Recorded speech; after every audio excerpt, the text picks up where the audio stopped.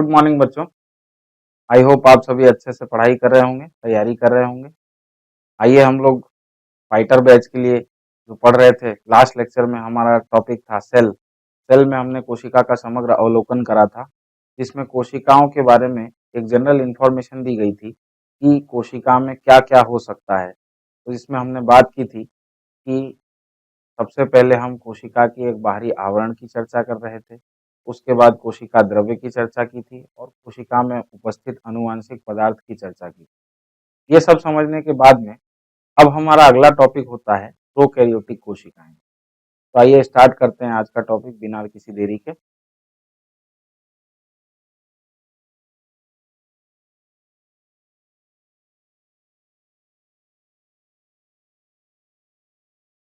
Prokaryote कोशिका।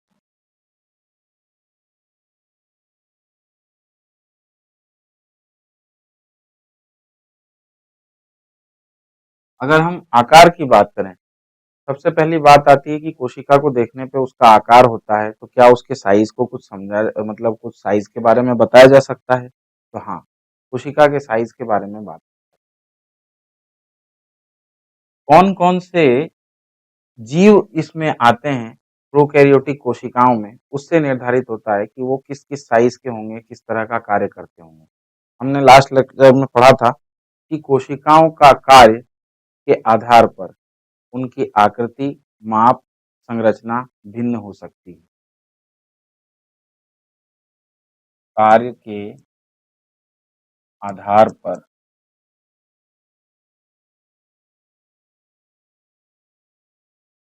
कोशिका का रूप, आकार व संरचना भिन्न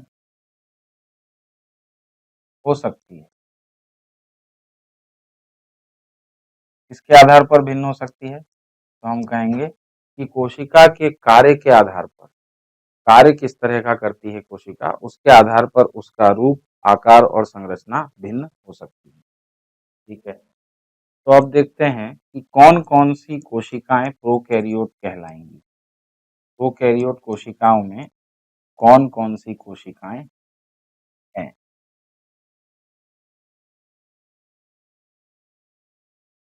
एनसीईआरटी में प्रोकैरियोट में पहली लाइन में ही लिखा है कि साइनोबैक्टीरिया, माइकोप्लाज्मा, इसी के साथ हम लिखते हैं PPLO और बैक्टीरिया। सभी प्रकार के बैक्टीरिया, साइनोबैक्टीरिया और माइकोप्लाज्मा को हम प्रोकैरियोट कोशिकाओं की श्रेणी में रखते हैं। साइनोबैक्टीरिया का दूसरा नाम है नील हरित जीवाणु, या इसे ही कहा जाएगा blue green algae. Blue green algae. अच्छा, PPLO की बात यदि करें तो इसे हम कहते हैं प्यूरो निमोनिया समजीव like organism. Pleuropneumonia like organism, यह इसके बड़े नाम से इसका शॉर्ट फॉर्म निकाला गया है PPLO। नोकार्ड और रॉक्स नाम के दो वैज्ञानिक थे। इन्होंने जानवरों के अध्ययन करते समय उनके लंग्स के फ्लूइड में, प्लूरल फ्लूइड में इनकी खोज की थी। और चूंकि ये निमोनिया कारक थे, लेकिन निमोनिया कारक जीवों जैसे नहीं थे, इसलिए उन्हें नकली निमोनिया कारक जीव समझा गया। इसलिए ये नाम आया प्लूरोनिमोनिया लाइक ऑर्गेनिज्म। बाकी सभी बैक्टीरिया यानी कि जीवाणु। ठीक है, तो ये तीन कोशिकाएं हैं जिन्हें हम प्रोकैरियोट कोशिकाओं की श्रेणी में रखते हैं। ये सभी कोशिकाएं प्रोकैरियोट कोशिकाओं की श्रेणी में आती हैं। अच्छा, अब अगर आकार की बात करें, किसकी बात करें हम? आकार की। तो प्रोकैरियोट कोशिकाएं प्रोकैरियोट कोशिकाएं आकार में बहुत छोटी होती हैं, किससे? यूकैरियोट कोशिकाओं से। ठीक है, यूकैरियोट कोशिकाओं से, सेल से। क्या आकार रहता होगा? तो हम बात करेंगे कि एक प्रारूपिक प्रोकैरियोट कोशिका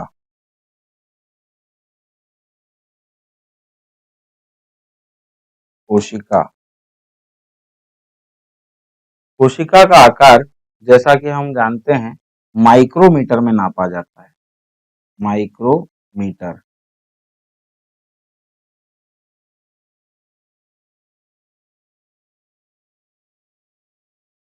माइक्रोमीटर, इसका शॉर्ट फॉर्म है म्यू। म्यू एम, इसे हम कहते हैं micrometre. 1 micrometre is equal to 10⁻⁻⁶ metre. बहुत छोटा होता है। ठीक है, तो एक प्रारूपिक बैक्टीरियल सेल या प्रोकैरियोटिक कोशिका का आकार कितना हो सकता है? तो इसे हम लिखते हैं कि 2 से 5 माइक्रोमीटर। आमतौर पे 1 से 2 माइक्रोमीटर की साइज में भी पाए जा सकते हैं, और एक प्रारूपिक कोशिका की हम बात करें तो 2 से 5 माइक्रोमीटर तक। यूकैरियोट कोशिकाओं का लगभग आकार होता है 10 माइक्रोमीटर के आसपास। यूकैरियोट कोशिकाओं में, जैसे प्रारूपिक प्रोकैरियोटिक कोशिका का आकार हो गया 1 से 2 माइक्रोमीटर, और प्रोकैरियोट कोशिकाओं का वैसे आकार जा सकता है 2 से 5 माइक्रोमीटर तक जा सकता है। ठीक है, यूकैरियोट कोशिकाओं की बात करें अगर, तो यूकैरियोट कोशिकाओं का जो साइज होगा, आकार होगा, वो लगभग 10 से 20 माइक्रोमीटर तक रहता है। अब यदि कोई ऑस्ट्रिच के अंडे की बात करें तो वो तो नग्न आंखों से भी दिखाई देता है, वो बहुत ही बड़ा होता है। या तंत्रिका कोशिका की लंबाई की बात करें तो एक तंत्रिका कोशिकाएं सबसे ज्यादा लंबी कोशिकाएं होती है शरीर में, हमें पता है। तो ये तो हो गई आकार की बात, साइज की बात। अब इनकी आकृति पे हम बात करते हैं। एनसीईआरटी में अगला पॉइंट दिया है, आकृति पे बात करते हैं। ठीक है, आकृति यदि देखी जाए तो 4 प्रमुख आकार हैं। Rod shape. रॉड शेप, इसे हम हिंदी में कहते हैं दंड आकार या दंडाकार। ठीक है, दंड आकार, रॉड शेप। उसके बाद कोकाई या कोकस, ये होते हैं गोल या गोलाकार। ठीक है, अब जिस भी बैक्टीरिया के नाम के आगे कोकाई या कोकस लगाओ, हाँ, कोकाई मतलब बहुवचन है और कॉकस मतलब एक वचन। ठीक है, तो कोशिकाओं का आकार यदि गोल हुआ तो उन्हें गोलाकार कोशिकाएं कहा जाएगा। ठीक है, इसके बाद बात करते हैं कि कोशिकाओं के आकार के बाद, अच्छा, 2 हो गई, रॉड शेप हो गई, दंडाकार हो गई, गोलाकार हो गई। इसके बाद कॉमा शेप। कॉमा हम जानते हैं, इंग्लिश में हम कॉमा लगाते हैं, हिंदी में हम कॉमा लगाते हैं। तो कोमा के आकार की कोशिकाएं, इस तरह से कोश आकार। ठीक है, इसे कहा जाएगा कोश आकार। कोश आकार, स्पाइरिलियम। स्पाइरिलियम, स्पाइरिलियम के लिए शब्द आता है सर्पिल आकार। सर्पिलाकार कोशिकाएं। अब ये सर्पिलाकार कोशिकाएं किस तरह की है? जब आप बायोलॉजिकल क्लासिफिकेशन चैप्टर देखेंगे तो उसमें कुछ इस तरह की कोशिकाओं के चारों प्रकार के आकार दिए हुए हैं कोशिकाओं के, और इसमें फ्लैजेला साइड में दिखाई गई। तो सर्प के आकार के या स्पाइरल शेप की कोशिकाएं पाई जाती हैं। तो कोशिकाओं के आकार अलग अलग हो सकते हैं। कोशिकाओं का साइज एक रेंज या परास में हो सकता है, जिसे कि हम जनरल कहें तो 1 से 5 माइक्रोमीटर के आसपास की साइज हो सकती है। मतलब ये देखने में आ रहा है कि आकार में भिन्नता हो सकती है, ये 4 में से किसी एक प्रकार का हो सकता है, साइज इनका 1 से 5 माइक्रोमीटर तक हो सकता है। तो क्या इनकी संरचना भी भिन्न होती होगी? अधिकतर जगह समान होती है। प्रोकैरियोट कोशिकाओं की आधारभूत कोशिका संरचना लगभग एक समान होती है।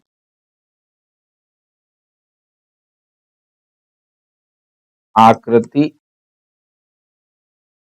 एवं कार्य में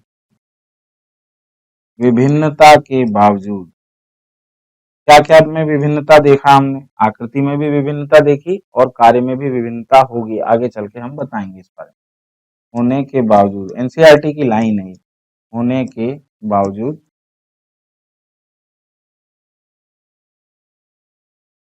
प्रोकैरियोट कोशिकाओं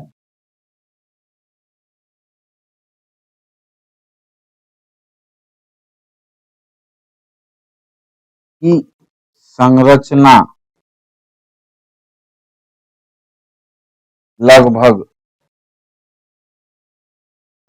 समान होती है।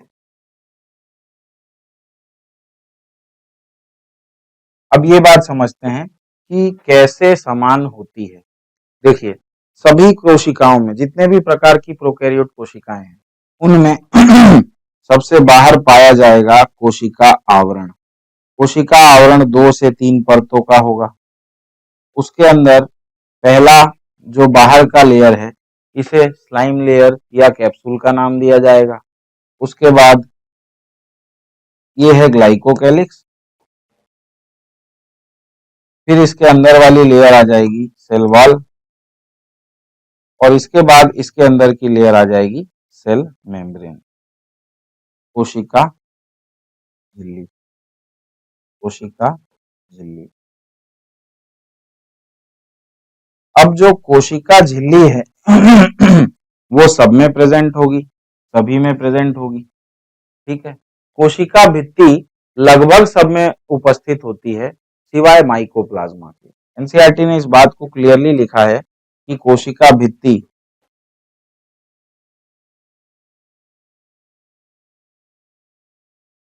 माइकोप्लाज्मा में अनुपस्थित है। माइकोप्लाज्मा में क्या है? अनुपस्थित,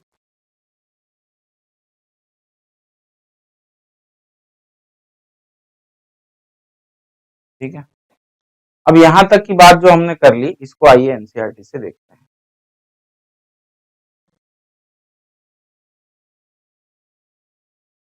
सबसे पहले तो ये साइड में अगर आप देखें तो यहाँ पे प्रारूपिक जीवाणु का साइज लिखा हुआ है। क्या लिखा है साइज? प्रारूपिक जीवाणु का साइज लगभग 1 से 2 माइक्रोमीटर।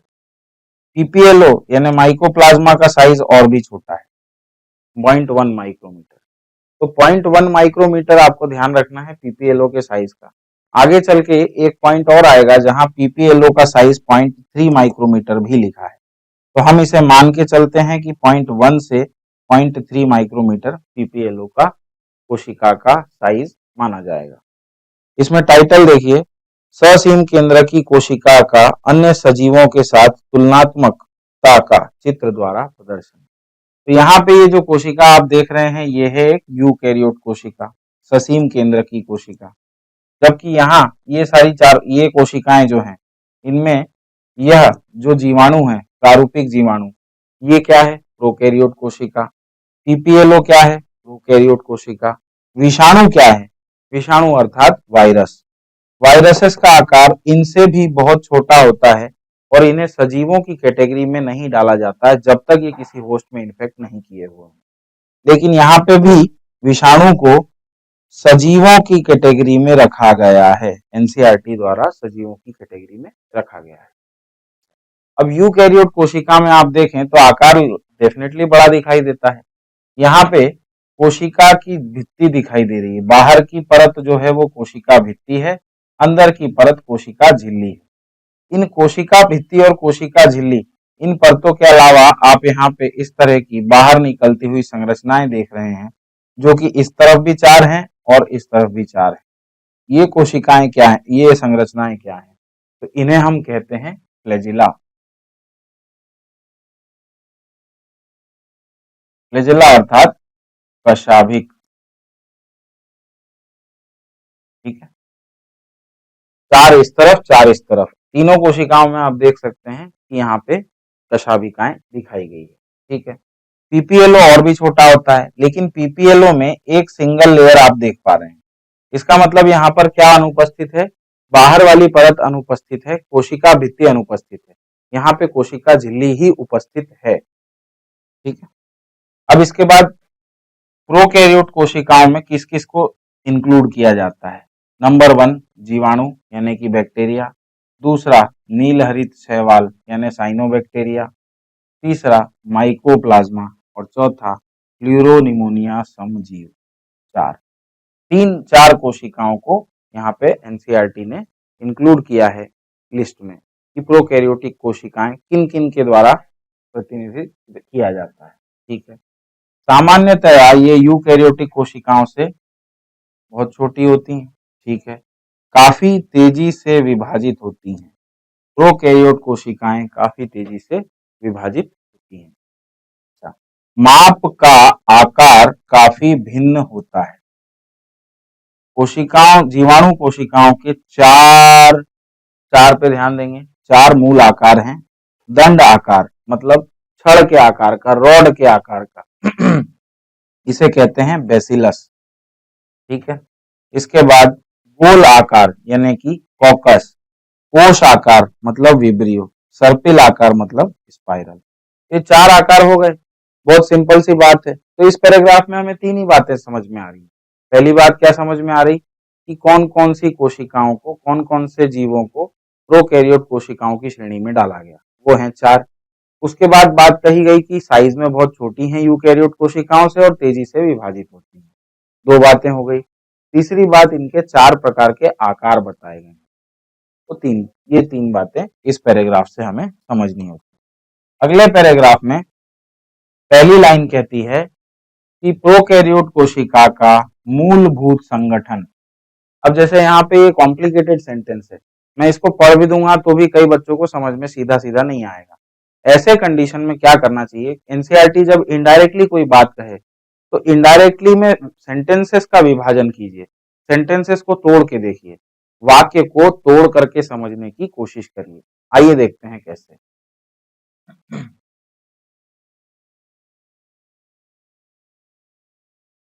प्रोकैरियोटिक कोशिका का मूलभूत संगठन एक सा होता है। ठीक है, अब वो अलग बात है किसके बावजूद एक सा होता है, तो वो यहाँ पे लिखा है आकार व कार्य में विभिन्नता के बावजूद। क्या क्या चीजें भिन्न हो सकती है, आकार भिन्न हो सकता है, ये 4 में से किसी भी प्रकार की कोशिका का आकार हो सकता है। कार्य इनके भिन्न हो सकता है ये एनारोबिक हो सकता है ऑक्सीजनिक हो सकता है एनऑक्सीजनिक हो। ठीक है, तो प्रोकैरियोटिक कोशिका का मूलभूत संगठन एक सा होता है, लेकिन उनमें भिन्नता भी पाई जाती है। किन चीजों में भिन्नता है, आकार और कार्य। बहुत सिंपल सी बात है। ठीक है, अब इसके बाद सभी प्रोकैरियोट में कोशिका भित्ति होती है, ये अंडरलाइन कर सकते हैं आप। लेकिन इस सेंटेंस का अगला भाग भी है जिसे पढ़े बिना आपको नहीं छोड़ना है। प्रोकैरियोट कोशिका में कोशिका भित्ति सब में होती है जो कोशिका झिल्ली से घिरी होती है। चलो भाई, यहाँ पे थोड़ा सा करेक्शन करना है।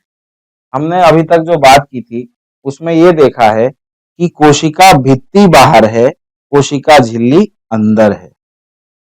कोशिका भित्ति कहाँ है, बाहर है, कोशिका झिल्ली अंदर है। तो कोशिका झिल्ली किससे घिरी है, कोशिका भित्ति से। और यहां लिखा है कि जो कोशिका झिल्ली से घिरी होती है, क्या कोशिका भित्ति कोशिका झिल्ली से घिरी है, नहीं। यहाँ पे करेक्शन की जरूरत है, कोशिका भित्ति बाहर है, उसने घेरा हुआ है कोशिका झिल्ली को, यानी कि कोशिका झिल्ली घिरी हुई है कोशिका भित्ति से। तो यहाँ पे जहां भित्ति लिखा है, करेक्शन आप इतना ही कीजिए कि यहाँ पे भित्ति की जगह आप लिखेंगे झिल्ली और झिल्ली की जगह लिखेंगे भित्ति।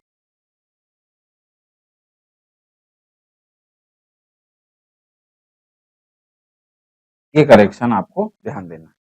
लेकिन इस सेंटेंस का दूसरा भाग जो अभी तक हमने छोड़ दिया, केवल माइकोप्लाज्मा को छोड़कर, कहना ये चाह रहा है एनसीईआरटी कि माइकोप्लाज्मा वाली कोशिकाओं में, माइकोप्लाज्मा कोशिकाओं में कोशिका भित्ति नहीं होती।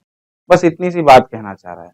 बाकी सभी प्रोकैरियोट कोशिकाओं में कोशिका झिल्ली होगी, जो कि कोशिका भित्ति द्वारा घिरी होगी। मतलब कोशिका झिल्ली भी हो सकती है, कोशिका भित्ति भी हो सकती है।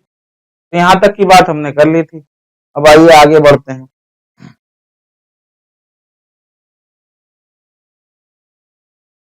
ठीक है, अब कोशिका के बाहर की बात हो गई, कोशिका के अंदर चलते हैं।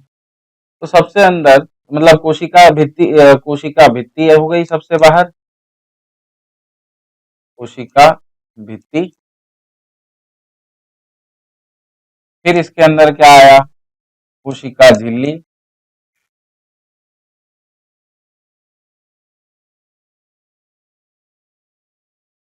कोशिका झिल्ली। अब कोशिका झिल्ली के अंदर क्या है, तो ये अगर कोशिका झिल्ली के अंदर, ये मान लेते हैं हम कि एक प्रोकैरियोट कोशिका है और ये कोशिका झिल्ली है, कोशिका भित्ति, और इसके अंदर ये कोशिका झिल्ली। ठीक है, कोशिका झिल्ली के अंदर इस हिस्से में ये पूरा एक तरल मैट्रिक्स है, तरल आव्यूह है, तरल द्रव है, इसे हम कहते हैं साइटोप्लाज्म। तो कोशिका के अंदर जो साइटोप्लाज्म है वो एक तरल द्रव के रूप में भरा रहता है। ठीक है, तरल द्रव, इसे हम कहते हैं साइटोप्लाज्म।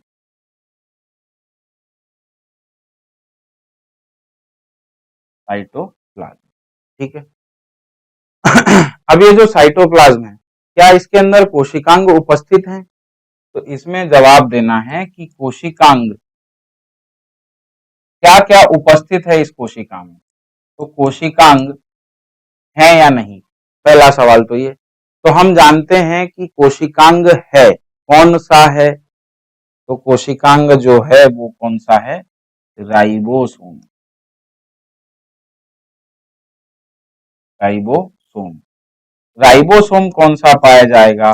70S प्रकार का राइबोसोम पाया जाएगा। राइबोसोम किस प्रकार का कोशिकांग है? तो हम कहेंगे कि राइबोसोम एक झिल्ली रहित कोशिकांग है।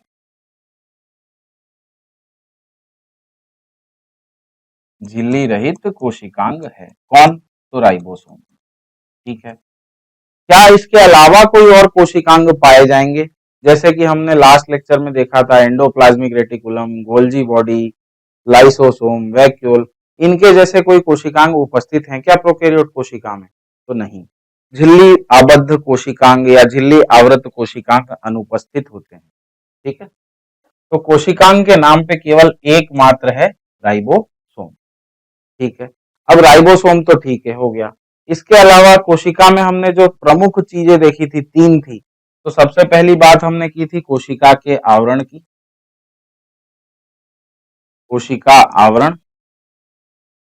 आवरण के बाद हम अंदर गए थे तो कोशिका द्रव्य था। कोशिका द्रव्य के अंदर था अनुवांशिक पदार्थ। क्या था? अनुवांशिक पदार्थ। तो प्रोकैरियोट कोशिकाओं में अनुवांशिक पदार्थ की चर्चा करते हैं अब। तो अनुवांशिक पदार्थ के बारे में बच्चों यहां पर क्या कहा है कि झिल्ली, अच्छा, अनुवांशिक पदार्थ हम जानते हैं कि केंद्रक में होता है, पर क्या यहाँ पे केंद्रक है? तो सुस्पष्ट झिल्ली आबद्ध केंद्रक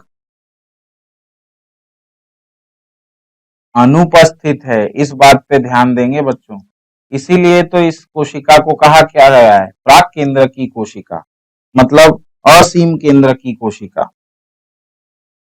तो अनुपस्थित, ये अनुपस्थित इंपॉर्टेंट है। क्या यहाँ पे सुस्पष्ट झिल्ली आबद्ध केंद्रक है? तो प्रोकैरियोट कोशिकाओं में केंद्रक अनुपस्थित होता है, ये हम पहले भी देख चुके हैं। अच्छा, केंद्रक अनुपस्थित है, इसका मतलब ये कतई नहीं हुआ कि अनुवांशिक पदार्थ अनुपस्थित है। अनुवांशिक पदार्थ कैसा है उसकी बात करते हैं। तो एक गोलाकार गुणसूत्र, एक गोलाकार गुणसूत्र है। प्रोकैरियोट कोशिकाओं में एक गोलाकार गुणसूत्र पाया जाता है। गुणसूत्र कितने पाए जाएंगे? तो एक ही पाया जाएगा। इसे ही हम क्या कहेंगे? गुणसूत्र बना होता है डीएनए का, तो इसलिए हम इस डीएनए को कहेंगे जीनोमिक डीएनए।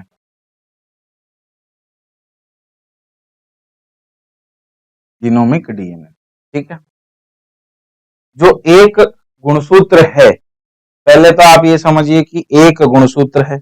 इसको मैं ठीक से और ऐसे लिखता हूं, देखिए कहीं कुछ कंफ्यूजन हो तो क्लियर कीजिए। एक गुणसूत्र, अनुवांशिक पदार्थ क्या है? एक गुणसूत्र। अब बात करते हैं कैसा है, तो गोलाकार है। गोलाकार। अब इस एक ही गुणसूत्र को हम कहते हैं जीनोमिक डीएनए, ठीक है। तो बैक्टीरिया में या जीवाणु में अनुवांशिक पदार्थ के नाम पे यही है। अच्छा, क्या यह झिल्ली आबद्ध है या झिल्ली रहित है? तो ये है झिल्ली रहित। झिल्ली रहित है, ठीक है। यह झिल्ली रहित है, गुणसूत्र है, गोलाकार है, झिल्ली रहित है। अच्छा, कोशिका के एक हिस्से में इस तरह से आपका ये गोलाकार डीएनए उपस्थित रहता है। इसे कहा क्या जाए? जो भी केंद्रक पदार्थ है, जो भी केंद्रक जैसा दिख रहा है पर झिल्ली आबद्ध नहीं है, तो इसे हम कहेंगे क्या? तो बैक्टीरिया का जो अनुवांशिक पदार्थ है वो कहाँ उपस्थित है? केंद्रकाभ। उसे क्या कहेंगे? केंद्रकाभ, ठीक है। केंद्रकाभ में मिलेगा क्या? तो एक गोलाकार गुणसूत्र, एक ही गुणसूत्र मिलेगा, गोलाकार मिलेगा, और ये इस तरह से लपेटा हुआ रहेगा, उलझा सा रहेगा, कोशिका द्रव्य में कहीं किसी जगह पर एकत्रित होगा। जिस जगह पर एकत्रित होगा उस स्थान को कहा जाएगा जीनोफोर।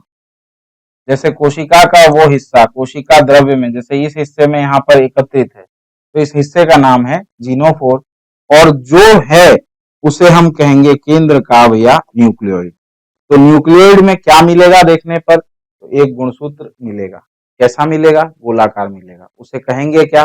Genomic DNA. क्या केवल जीनोमिक डीएनए होता है कोशिकाओं में? तो नहीं। इसका जवाब है कि इस जीनोमिक डीएनए के अतिरिक्त एक और डीएनए का टुकड़ा, जीनोमिक डीएनए के अतिरिक्त एक और डीएनए का टुकड़ा जो कि इससे जीनोमिक डीएनए से काफी छोटा होता है, पाया जाए, ठीक है। तो ये स्टार पॉइंट है। जीनोमिक डीएनए के अतिरिक्त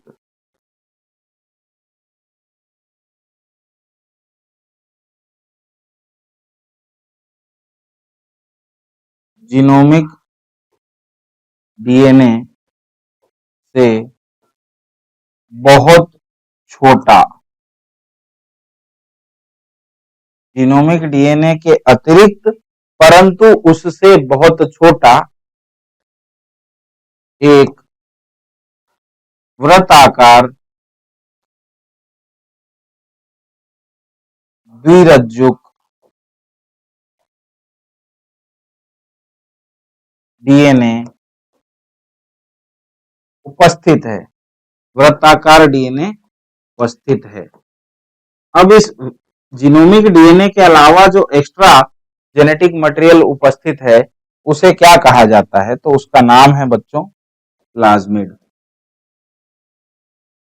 प्लाज्मिड, ठीक है। तो अनुवांशिक पदार्थ के बारे में क्लियर हो गए, और जीनोमिक डीएनए या अनुवांशिक पदार्थ के अलावा एक और डीएनए का टुकड़ा है जो कि वृत्ताकार है और आकार में काफी छोटा है जीनोमिक डीएनए से, उसे हम कहेंगे प्लाज्मिड। ये भी प्रोकैरियोट कोशिकाओं में पाया जा सकता है। सभी में जरूरी नहीं है, लेकिन पाया जाएगा। यहाँ एनसीईआरटी ने जनरल सेंस में लिख दिया है कि प्लाज्मिड भी उपस्थित होता है। अब प्लाज्मिड के बारे में बात करते हैं।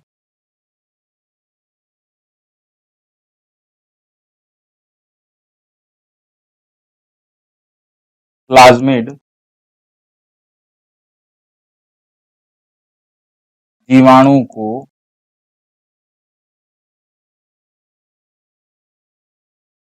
विशिष्ट समलक्षण प्रदान करता है। विशिष्ट समलक्षण प्रदान करता है।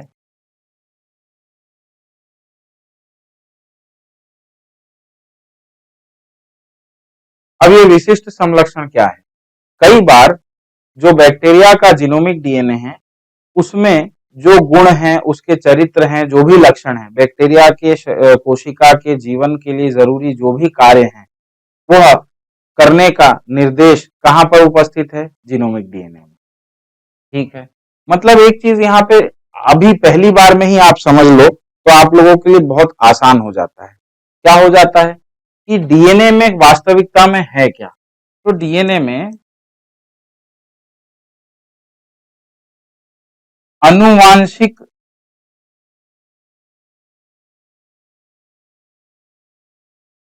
डीएनए है क्या? तो अनुवांशिक अणु है। ठीक है, जो पीढ़ी दर पीढ़ी एक कोशिका से दूसरी कोशिका में अग्रेषित किया जाता है। ठीक है, अच्छा, इसमें क्या है? कोशिका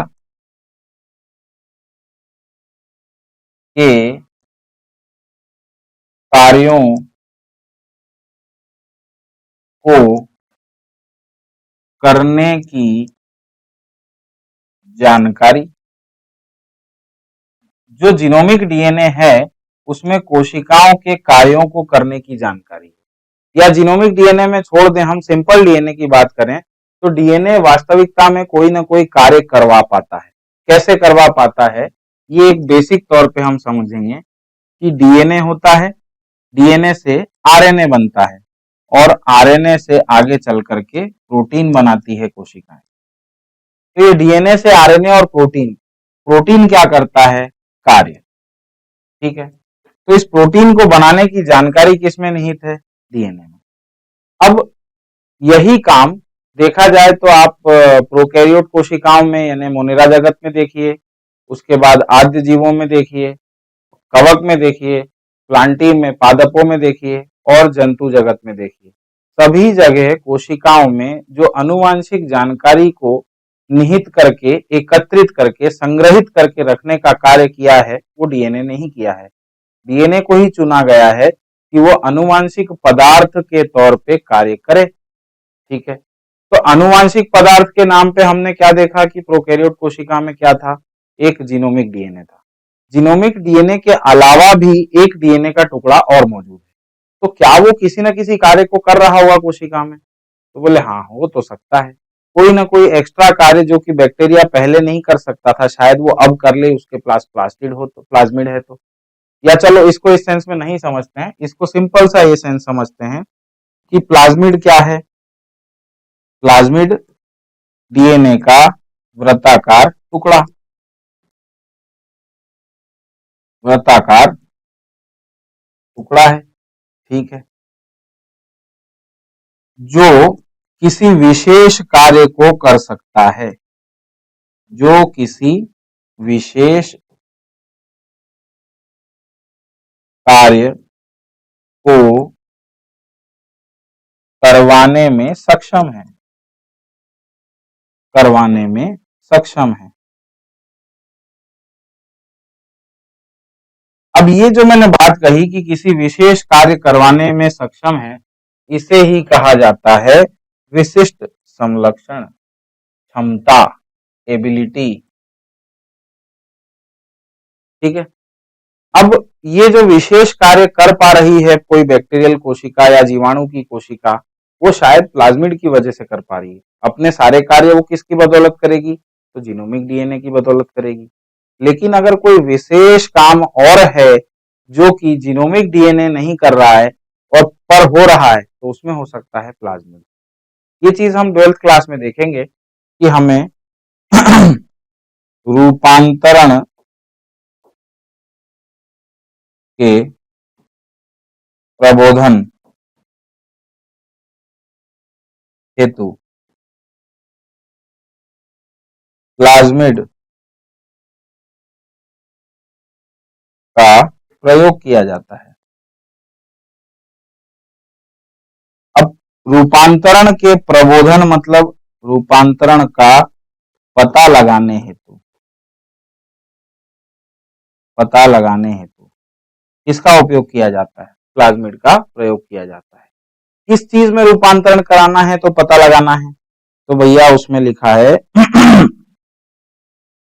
रिकॉम्बिनेंट डीएनए टेक्नोलॉजी या क्लोनिंग करते समय रिकॉम्बिनेंट डीएनए टेक्नोलॉजी के प्रयोगों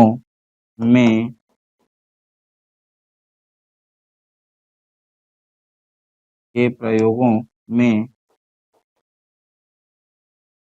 जीवाणु कोशिका का रूपांतरण होता है। रूपांतरण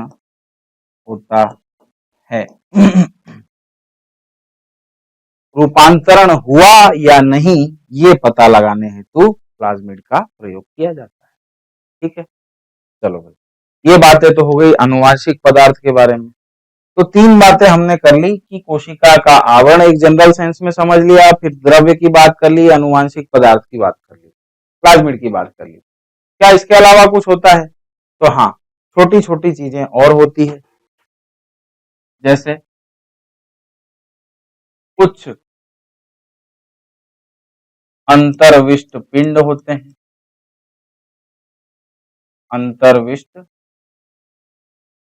पिंड इन्हें कहा जाता है इंक्लूजन बॉडी। ठीक, ये होते हैं। इसके अलावा क्या होता है? तो इसके अलावा एक स्पेशल आकृति पाई गई है मीसोजोम होती है। ठीक है, मीसोजोम होता है। अच्छा, इसके अलावा एक बात और लिखी है कि यूकैरियोट कोशिकाओं में, वो हम आगे पढ़ेंगे इसे, यूकैरियोट कोशिकाओं में सुस्पष्ट केंद्रक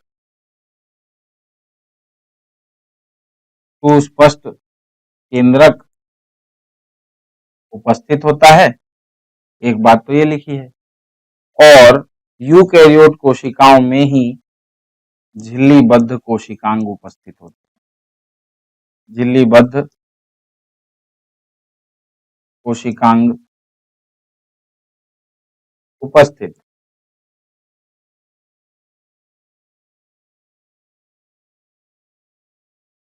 झिल्लीबद्ध कोशिकांग उपस्थित। क्या ये झिल्लीबद्ध कोशिकांग प्रोकैरियोट में है? तो नहीं, प्रोकैरियोट में अनुपस्थित।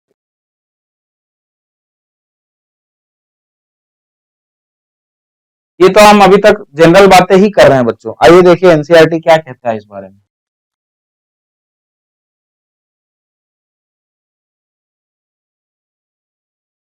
कोशिका में साइटोप्लाज्म एक तरल मैट्रिक्स के रूप में भरा रहता है। इसमें कोई स्पष्ट विभेदित केंद्रक नहीं पाया जाता। अंडरलाइन कर लीजिएगा। अनुवांशिक पदार्थ मुख्य रूप से नग्न व केंद्रक झिल्ली द्वारा परिबद्ध नहीं होता। केंद्रक झिल्ली द्वारा परिबद्ध नहीं है, इसलिए उसे क्या कहा जाएगा? नग्न। ठीक है। जीनोमिक डीएनए के अतिरिक्त, पहले तो आप यहां ध्यान दीजिए कि जीनोमिक डीएनए के अतिरिक्त बोलना चाह रहा है वो, और ब्रैकेट दिया है, तो ब्रैकेट में जो लिखा है वो अक्सर कंफ्यूज करने के लिए हो जाता है बच्चों का साधन, कि ये साधन है कंफ्यूज होने का। तो थोड़ी देर के लिए ब्रैकेट को छोड़ दीजिए, ब्रैकेट के आगे बढ़ के पढ़ते। जीनोमिक डीएनए के अतिरिक्त जीवाणु में सूक्ष्म डीएनए वृत्त जीनोमिक डीएनए के बाहर पाए जाते हैं। तो वो कहना ये चाह रहा है कि जीनोमिक डीएनए के अतिरिक्त जीनोमिक डीएनए के बाहर सूक्ष्म डीएनए वृत्त पाए जाते हैं। इन डीएनए वृत्तों को प्लाज्मिड कहते हैं। ये प्लाज्मिड की परिभाषा हो गई। क्या परिभाषा हो गई? सिंपल सी बात है, जीनोमिक डीएनए के अतिरिक्त जीनोमिक डीएनए के बाहर सूक्ष्म डीएनए के वृत्त पाए जाते हैं। इन डीएनए वृत्तों को प्लाज्मिड कहते हैं। अब आइए ब्रैकेट में क्या लिखा है। तो ये ब्रैकेट में जो लिखा है ये जीनोमिक डीएनए का लक्षण लिखा है। जीनोमिक डीएनए के लक्षण के बारे में क्या लिखा है कि एक गुणसूत्र होता है और गोलाकार होता है, बस। तो यहाँ दोनों की परिभाषा एक वाक्य में लिखने का एनसीईआरटी का ये तरीका है, लेकिन कई बार ये तरीका कंफ्यूज कर देता है। तो बच्चों के आसान करने के लिए हमने ये बता दिया कि आनुवांशिक डीएनए कैसा है, तो एकल गुणसूत्र है, गोलाकार है। प्लाज्मिड डीएनए कैसा है, वो बात होगी। क्या बताते हैं ये प्लाज्मिड डीएनए जीवाणुओं में विशिष्ट समलक्षण को बताते हैं। कौन कौन से समलक्षण हो सकते हैं, क्या उसके उदाहरण हैं? तो उसका एक उदाहरण यहाँ पे दिया है, प्रतिजीवी के प्रतिरोधी। प्रतिजीवी हम कहते हैं एंटीबायोटिक को। अब जैसे आप दवा डॉक्टर के पास जाते हैं कि साहब बुखार हुआ है, तो वो आपको एंटीबायोटिक लिख के देता है। एंटीबायोटिक में जैसे कि एजिथ्रोमाइसिन, अभी कोविड के समय बहुत नाम सुना होगा आप सबने, एजिथ्रोमाइसिन, ये एक एंटीबायोटिक है। मतलब ये किसी न किसी जीवाणु को मार रहा है। क्या कर रहा है? जीवाणु को मार रहा है, तो जीवाणु के विरुद्ध कार्य कर रहा है, इसलिए इसका नाम क्या है? देखिए, प्रतिजीवी। प्रति शब्द विरुद्ध, विरोधाभास के लिए प्रयोग किया जाता है हिंदी में, आप सभी अच्छे से जानते हैं। तो प्रतिजीवी के प्रतिरोधी। अगर प्रतिजीवी का प्रतिरोध करने की क्षमता बैक्टीरिया में है क्या? बोले हाँ, होती तो है। कई बार बैक्टीरिया उन दवाइयों से नहीं मरते जो हम खा रहे होते हैं, तो डॉक्टर दवाइयां बदलता है, तो उससे वो बैक्टीरिया मरता है, तब हमारा इन्फेक्शन ठीक होता है।